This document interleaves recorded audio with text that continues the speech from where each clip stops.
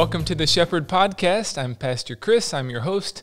Thank you for joining us for this episode as we like to introduce you to some people at Shepherd of the Hills, our church, school, and childcare, some people that I think you might like to get to know better. We have a lot of wonderful people here at Shepherd, and I'm delighted to introduce you to our guest for today. His name is Gideon Baldwin. Gideon, thank you for joining us. Glad to be here, Pastor Chris. So I was thinking about, you're probably most famous as the conductor at the Rocky Railway Vacation Bible School for the kids who were a part of that. Yeah, probably to those who went around the circuit and around the track with me, so that was a blast to do. Yeah, you did a great job. You were very much in character. Oh, yeah, as we'll talk about a little later, it's something I enjoy doing with trains and such. So okay, all right, we'll have to get to that then. So give us a little more background on your involvement in the church. What else do you do at the church? So in the background, I break it into almost pre-COVID and post-COVID. Because pre-COVID, I really loved to play in the Shepherd band.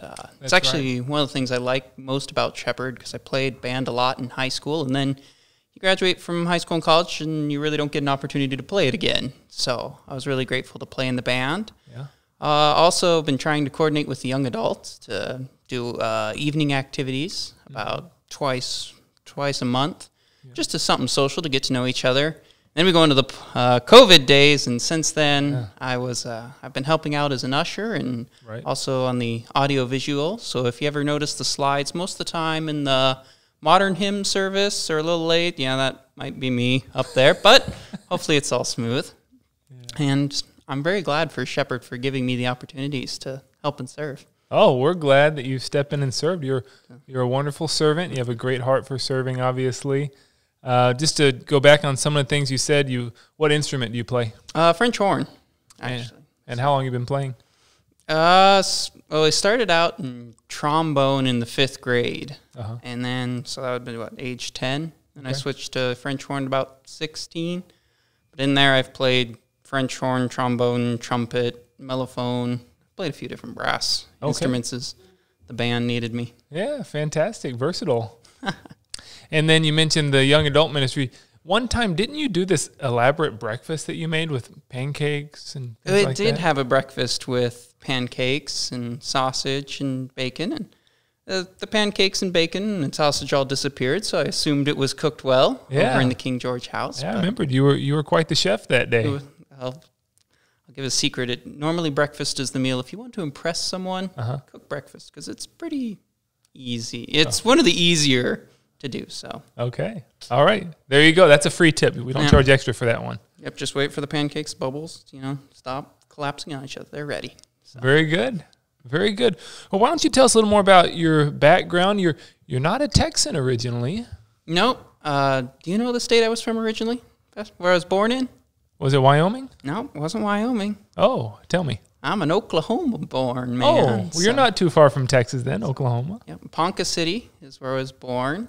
And I spent, for 2 years, I lived there, so I don't remember any Ponca City. Ponca City. And then went to Sulphur, Louisiana, till I was 5 years old. This was when my dad was working in the refining, so we worked in the big Gulf refineries.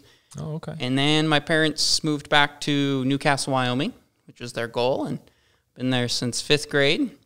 I don't know when the pictures show, but for the picture for this is the Baldwins have a family ranch in Newcastle, Wyoming. So that picture is actually, it's my grandfather, and that is the Fiat tractor that we've done most of our ranch work in. So I've spent many of an hour just driving that, digging post holes, haying fields. So it was a rural upbringing. To give you a scope of the size of the town, our town has the glorious title of having half the stoplights in the county that we're in Wyoming. Wow. And that number is 1. That's well said. So very good. It was a small town, kind of country raised. So yeah. So what's it like being in San Antonio compared to that? Quite a bit different, I would say. You still learn your little neighborhood of San Antonio that, okay, I know this about 5 square mile, and I would almost consider that my town. Yeah. So it's like when I go to downtown, it feels like I'm in a different city because it's like, I don't know these streets and these buildings. And Right. So that's kind of how I feel about it. That makes sense. I guess we all have our little area. Yeah. Now, grew up there, went off to college? Yep. So I went to the University of Wyoming. One nice benefit of Wyoming is they actually have a scholarship plan that if you maintain certain academic honors, they then say, hey, we'll almost pay your ride to go to the University of Wyoming. So I said, go to college for free. I'll do that. Went to the University of Wyoming, got my bachelor's in mechanical engineering and my master's in mechanical as well. Both of those things from University of Wyoming? Yep. Was that one package deal, or did you get the bachelor's and then do a couple more years and get the master's? I did the bachelor's, and then my advisor came up to me and he's like, hey, I have funding for a master's project. Do you want to stay and get paid? And I said, if you're paying me, I'll stay. So okay. Took me another 2 years. In that picture, where me and my graduation gown that I sent, that's my advisor standing next to me, Dr. Michael Stollinger. He was from Austria. Actually, he's still a resident of Austria, so you'd hear a lot of yaws. Yeah, a lot of yaws. Yaw. One of his catchphrases. That's great. So mechanical engineering. Mm-hmm. What made you want to do mechanical engineering? My dad was an engineer, so that's kind of how I got into the math and sciences. Yeah. I like to build things, tinker with things. I've taken apart, when I was a kid, I took apart a lawnmower, 2 VCRs, so my parents knew not to give me a screwdriver and something. Did you put them back together? We'll say about 25% of them made it back together. The other 75 were a learning experience, we'll call it. Probably more than I would have done. But I liked math and sciences and was good enough at them to pursue engineering. And I was like, well, I know I like to tinker with things in my hands. So it's like I don't want to be an electrical because electricity runs through wires. I can't touch it. I don't want to design with it. So right, yeah, that ruled that one out. That went to mechanical. Yeah. And as you were going through your college program, did you have in mind what you wanted to do with it? Like what specifically you wanted to work on? Not until my senior year, kind of in master's, is when I really focused into what I do right now, which is more mathematical modeling and simulation work, which I find very interesting and fun to do. But in grad school I'm going to get a mechanical engineering degree and go be a mechanical engineer. You're the job field. Job market's good for them, so. Yeah, to see what doors open. Yeah. So you said mathematical modeling? Mm-hmm. What does all that involve? So it's, let's say you have, a beam and you want to know, okay, if I have someone jumping on it here, how does it vibrate? Mm-hmm. Do we have to worry about overstressing the beam or different design aspects? And so then you ask mathematically, well, how do we basically have a computer, which can only do math, tell us how this beam is going to vibrate? Uh-huh. And so that's kind of what I do is, so here are the equations that tell us, and here's how we can tell a computer to model it for us, and here's what we think will happen. Oh, okay. So I'm thinking of our building project here. So there would be some components of the building project that was run through someone in your line of work at some point. Mm-hmm. Yep, most likely, like how much load will this roof hold? Well, you have to teach a computer of here are the equations you need to solve to say, yes, it will hold that load, and this is how big of a building or a beam you need. So you're a math guy. I do like math, though. In graduate school, why I didn't do a PhD is I hit the point where I was like, math has stopped being fun. I'd like to get off the education train now. And so that's why I just did a master's. Well, for some of us, math stopped being fun a whole lot before that. Thankful for my calculator on my phone. Yeah, just don't ask me to, I won't ask you any math if you don't ask me how to spell anything. All right, no spelling bee today. Yep, no spelling bee. Yeah. IR Ingen here.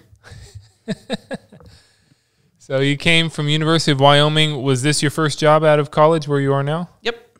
So first I would say real job because I did get paid in grad school, but it was mainly education. But yep, came here to Southwest because the position they were offering it was in mathematical modeling and a lot of the tools I'd used, and I enjoyed it. So I said it'd be a good fit for me. Okay. Applied and got the job. What, if anything, do you miss about Wyoming? In Wyoming, I miss mostly, the next picture for this is a picture of me camping with my motorcycle, and that is the Snowy Range Mountains. Oh, wow. And those were 45 minutes from Laramie. So it's like drive 45 minutes that way, you'll be on National Forest, if you don't want to see another living human being, just go down one of the 2-track roads, and you can be alone for however long. There is loads of nature and not many people there. One of the blessings of Wyoming. So you could really go outdoors and camping and things. Mm-hmm. And would you do that often? Not as much as I'd like. I tried to, but one downside of Wyoming is, especially in like the mountain areas, it's like your camping season. It's about 5 months unless you really want to bring some good sleeping bags to sleep through the cold nights. Gets a little cold. I know every time I went camping, really enjoyed it. So temperatures there would get down to? When we here in San Antonio were complaining about 5 degrees, my parents were in negative 18, I think, up in 18, up in Wyoming. Yeah, I can't imagine the negatives. I've not done that one. Yeah. Well, as long as the wind's not blowing, it's kind of just bundle up, or you just stay inside and drink cocoa. There you go. Okay, you find a way. Yeah. Yeah. So you mentioned your parents. Can you tell us a little more about your family, parents, siblings? So, like I said, my parents, they actually were both from Newcastle, Wyoming. They grew up together. They're actually born within 15 days of each other, actually. So they went to Wyoming, and then as my dad got a job, my mom was a nurse, but as they traveled around, they always wanted to get back to Newcastle. Okay. And so that's where they came back. I am the youngest of 3, so I have an older sister who is 5 years older than me, and my older brother is 7. All raised in Wyoming, and all went to University of Wyoming. Both my brother and sister are married now. They tend to do things together. They graduated the same day. They got married within a month of each other and had their first kid within 3 weeks of each other.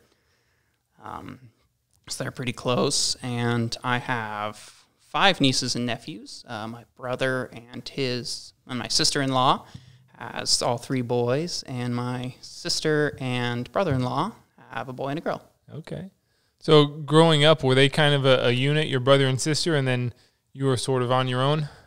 For a while, about until I got to high school age, because that's kind of when the age gap, you start to be in the same things, have the same sense of humor and kind of sense of thinking. Before then, I was usually the younger brother getting drugged to all their sporting events. Yeah.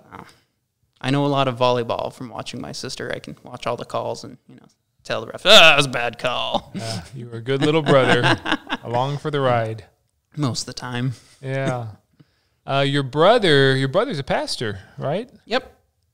He was like I said, went to University of Wyoming, got a pharmacist degree, but he'd always felt a calling. And in high school, he remember saying, God, I don't know if I can do this. Let me go be a pharmacist. That's what I want. It's a sure, steady shot. Mm-hmm. But then when he was a pharmacist, he still felt the calling. And so one day he called my mom and he said, Mom, are you sitting down? She's like, oh, no, this is always bad when your siblings ask you to sit down. Right. He goes, I'm going back to school to become a minister, was his words. So that was 4 years ago. He's now out and preaching in Rawlins, Wyoming. The picture I sent has all the Baldwin clan. That's actually the church in Rawlins, Wyoming. He is the pastor of. And he went to the Lutheran Seminary in Fort Wayne? Yep, Fort Wayne. Okay, very good. And when did he graduate? Was it recently? It would have been this summer during COVID times. Pretty recent, yeah. So he got back to Wyoming. Mm-hmm.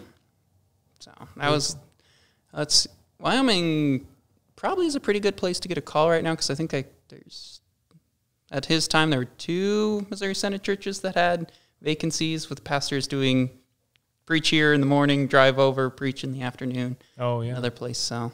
Yeah, dual parish. Yeah. Does he have that kind of situation? No, he does not. Just one church. Yep. With that class, they filled in a lot of the gaps, thankfully. Okay.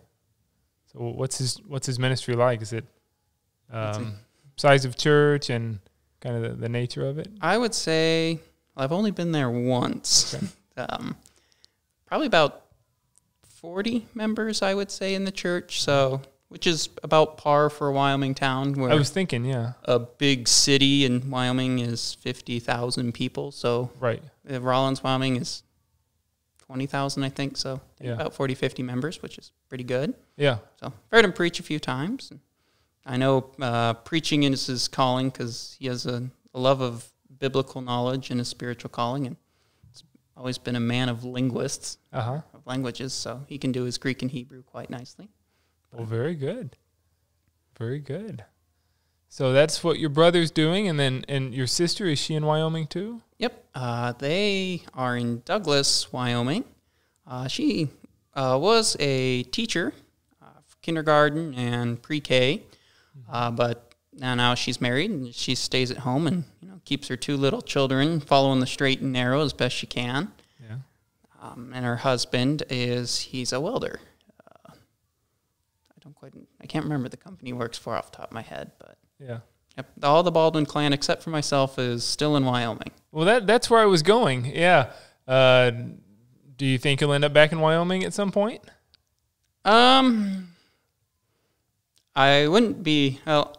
In my long-term goal, I would almost like to move kind of more back to the north, maybe a little more rural area, but I don't want anybody to sweat and be like, oh, where's Gideon going? I mean, that's like 8-10 years down the road or something. Right. For me, when I was always raised in Wyoming, was all I knew. It's like, I want to see something else than a Wyoming culture and just a place where, you better gas up between towns because, the next town's 60 miles that way. So that's part of the reason why I wanted to go to Texas. Is when I looked to jobs, actually, I didn't apply to any jobs in Wyoming because I wanted to go see something. Yeah. So was Texas a place you were very interested in, or, were you looking at jobs all over the country? I applied to jobs all over the country, even applied to a few jobs in Virginia. Okay. So other side. Glad I got Texas, though. I didn't realize how far south Texas was until I drove here. Actually, Fort Wayne, Indiana is closer than San Antonio, Texas, to my hometown. Is it really? It is. Wow. I have to look at a map. That's astounding. Yeah, because it was like, it's in Texas. It's just Colorado, tiny bit of Oklahoma, then boom, you're in Texas. I forgot. Yeah, then you have to drive all the way to almost the bottom of Texas. Wow. Fort Wayne, Indiana is closer to your hometown than San Antonio. That's something. Yeah, we are pretty far south. So growing up, you grew up in the church? Yep. Yeah.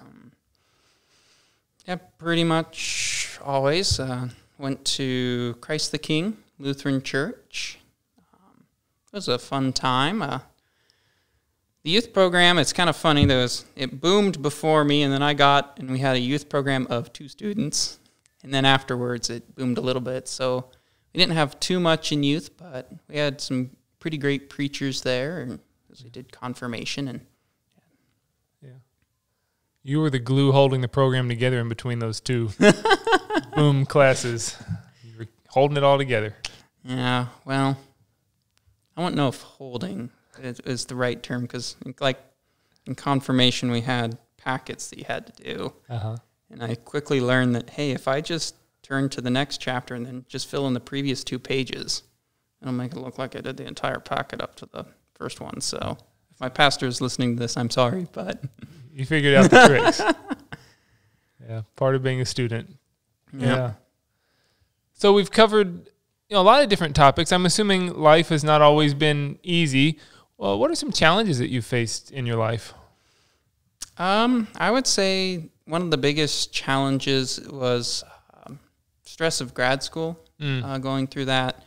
One of the parts of being in research is, no one's done the answer, or no one has the answer. It's your job to go find it. Okay. And there are big moments when you're like, boy, I hope this answer actually exists, or I'm not going to, because my advisor doesn't want me to come back and say, I can't solve the problem. Okay.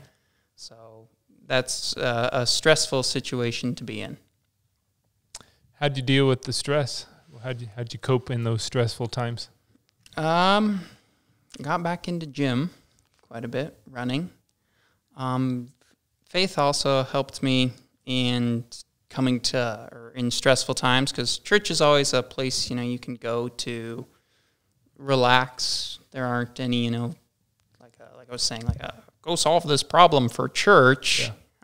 Something I like. And also just in faith that, that God has a mission and a plan for you, just to be a good steward of the earth and to take care of his creation. So it gives you hope, even though it's like, I don't have the answer right now, but Luckily for God, he's not up there in heaven going, Gideon, you better find that research answer. Right.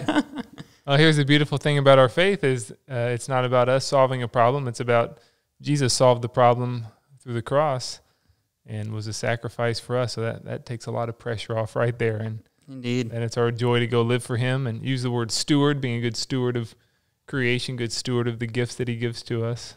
Mm-hmm. So your faith really helped you through those stressful times by putting things in perspective.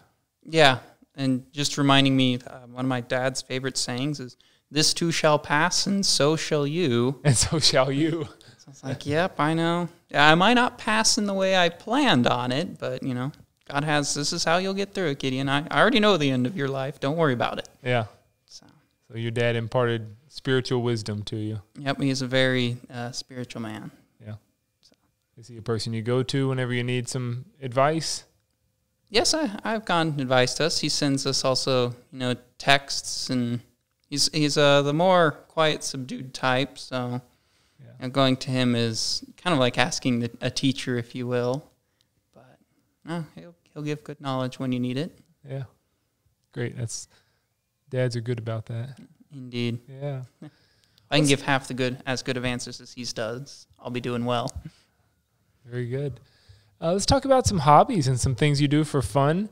You've mentioned a couple things. One is trains. You said we need to get to talking about trains, so can you tell us more about that? So, Pastor Chris, I know you know a lot about basketball, correct? I know some things about basketball. Yeah. Basketball, I would say I used to be much better, but I used to know a lot about trains. Like, for example, if there was a train going down the track, I could tell you the type, who made it, how many horsepower it was, and I used to be able to tell you, like, production years of here it is.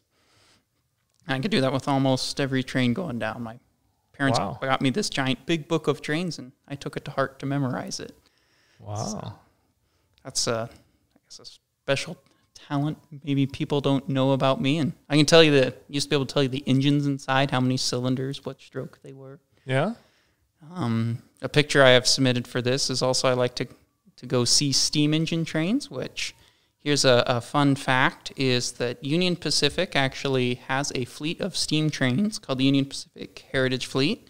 It is stationed in Cheyenne, Wyoming, which was only 50 miles from my college town. So when they rolled out the big boy for its first steam, that was just over the hill from me, so I was there. So how did you get into trains of all things? My dad, again. He was into model railroading, and I don't know how I picked it up, but I did, and I'd go down, Dad, can I go build a model? He had a little flex track you'd stick together, kind of like a Hot Wheels track or those wooden tracks you see. Right. And go sit there and run the trains around, and even in college, I sat and when I was a grad student, it's like, no one's going to come to my house, so what should I do with my living room? Let's make half of it into a train set. So I had about a 20-foot by 10-foot living room, and 5 feet by 10 feet of it was a train set. Wow, and how about now? Now I have a spare bedroom that is dedicated to the train room. You do? Yep. Yeah. So how many trains do you have, or how many cars? I only have about 30 cars and 3 trains. So it's like most hobbies. They're mighty proud of their trains and cars. Yeah. So. Yeah, I mean, they go around the track in the room? Yep. Yeah. I have an oval track they go through with a bridge and a tunnel that they can go through, and building buildings now. How fun. That's great. And then another mode of transportation is you ride a motorcycle. I do ride a motorcycle. I would say more often than not, that's what you bring to church, right? Sunday is normally my day of motorcycling because there's less cars on the road, so it's more of a stress-free driving at that time. So how'd you get into riding a motorcycle?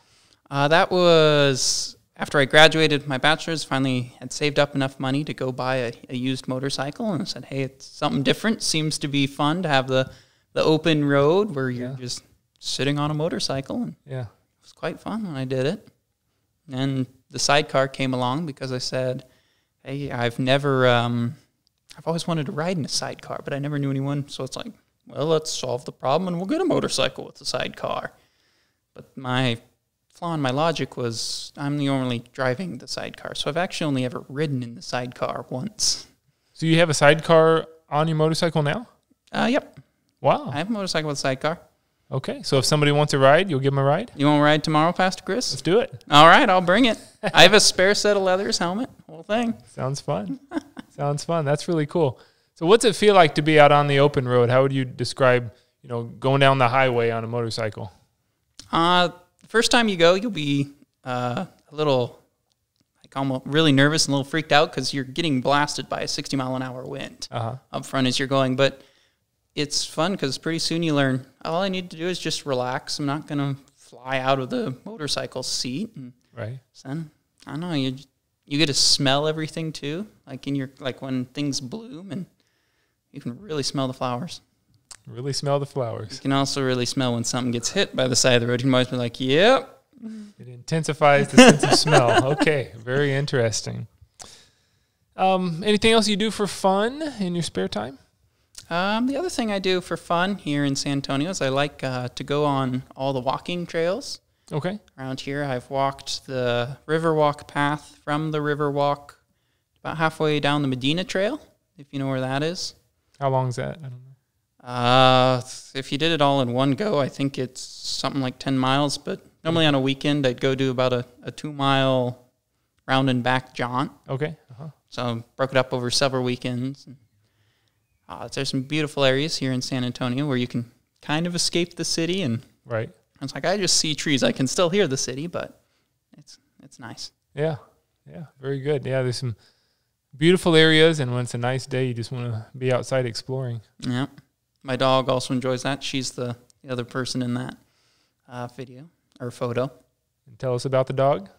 Let's see. I adopted Angel a year ago.